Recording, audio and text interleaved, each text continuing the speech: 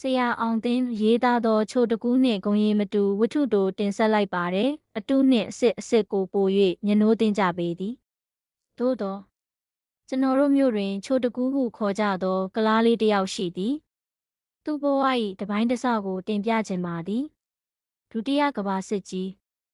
ဖြစ်ပွားစဉ်အခါကချိုတကူးသည်73နှစ်သားမျှသာရှိသေးသည်သူ၏ဖခင်သည်သပင်ညက်သောအလုပ်ကိုလုပ်၍သူမိသားစုကိုရက်တည်အောင်ဆောင်ရွက်သူဖြစ်သည်သူတို့မိသားစုတွင်သူဖခင်သူမိခင်အပြင်အကိုတစ်ယောက်အမတစ်ယောက်နှင့်သူပါဆိုလျှင်မိသားစု9ယောက်ရှိသည်ချိုတကူးတို့သည်ဟိန္ဒူလူမျိုးများဖြစ်ကြသည်စစ်ကြီးဖြစ်၍အိန္ဒိယလူမျိုးများအိန္ဒိယသို့ပြန်သောအခါသူတို့မိသားစုသည်လည်းကြောင်ကရန်းနှင့်အိန္ဒိယသို့ပြန်ကြရန်အေယာဝတီမြစ်ကြောင်းမှသင်္ဘောဖြင့်ဆန်တက်လိုက်ပါသွားကြသည်သူတို့ခရီးစဉ်မှာသင်္ဘောဖြင့်ဆန်တက်၍မြန်မာပြည်အထက်ပိုင်းရောက်မှအိန္ဒိယပြည်ဘက်သို့ကုန်းကြောင်းကူးကြရန်ဖြစ်သည်သူတို့လိုက်ပါသွားသောသင်္ဘောသည်နောက်ဆုံးသင်္ဘောဖြစ်၍စစ်မိန်လွှမ်းမိုးသောသင်္ဘောလည်းဖြစ်သည်အထက်မြန်မာပြည်မြို့ကြီးတစ်မြို့အရောက်တွင်သင်္ဘောခိတစိုက်ကပ်နားနေသည်ချိုတကူသူဖခင်နှင့်သူ့အကိုသားဖ3ယောက်သည်မြို့ပေါ်သို့ခိတတက်ရောက်လဲပတ်ပြီးလျှင်လိုအပ်သမျှစားစရာကလေးများကိုဝယ်ချမ်းကြသည်သင်္ဘောအိုးတန်ကြားရ၍သင်္ဘောစိတ်သို့တရောသောပါပြန်ပြေးလာကြသည်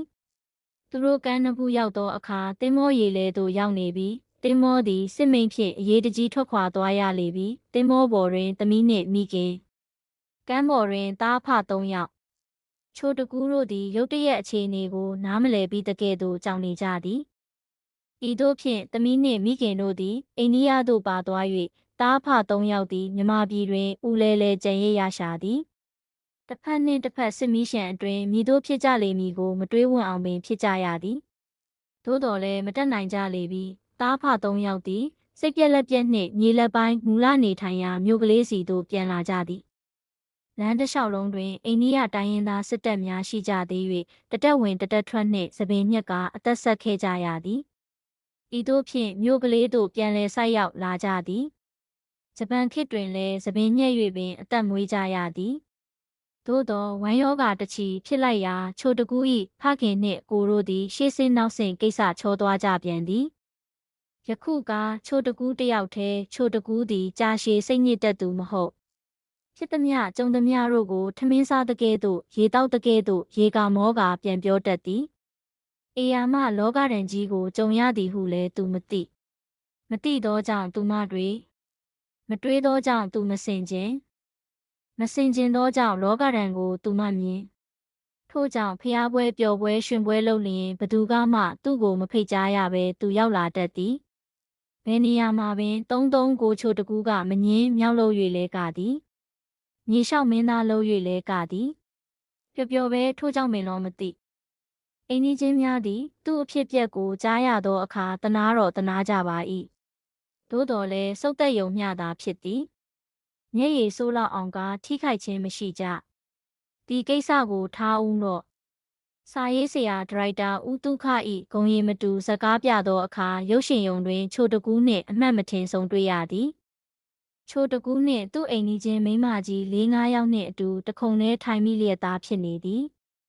ရုပ်ရှင်ဇလန်းနောက်ပိုင်းမေတစ်အပူခန်းသို့ရောက်သောအခါမိန်းမကြီးများသည်မေတစ်ကိုတနာလွန်း၍မျက်ရည်မစဲနိုင်အောင်ဖြစ်ကြရသည်ချိုတကူးလည်းမျက်ရည်ဝေးနေသည်ဟုထင်ပါသည်ကျွန်တော်လည်းမျက်ရည်မကျစေကမူနှပ်ပိတ်ချင်သလိုဖြစ်လာပါသည်ရုပ်ရှင်ပြီး၍ထွက်လာကြသောအခါအမျိုးသမီးကြီးများမှာမျက်ခွန်နီနေသည်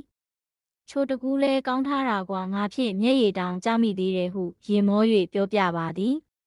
ဖြစ်ရာဘဝတွင်ပျော်ပျော်ကြီးနေတတ်၍ကိုပင်တနာရမှန်းမသိသောကိုချိုတကူးကမေတစ်ကိုတနာနေပါသည်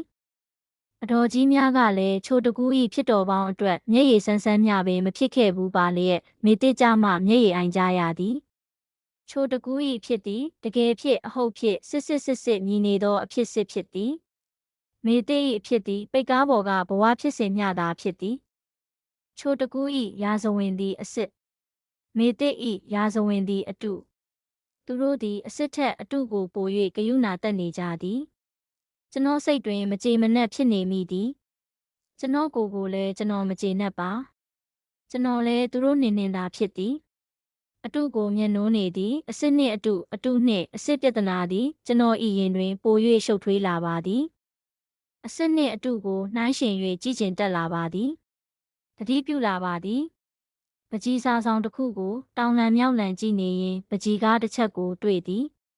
ဒေါ်လာထောင်ချီ၍ပေးဝယ်သွားသောပကြီးကားတစ်ချက်ဖြစ်သည်တပြစ်သီးတစ်ခိုင်ပန်းသီးတစ်စိတ်ဓာတစ်ချောင်းဖန်ချိုင်းတစ်ခုနောက်ခံကန့်လန့်ကာတပိုင်းတစဖြစ်သည်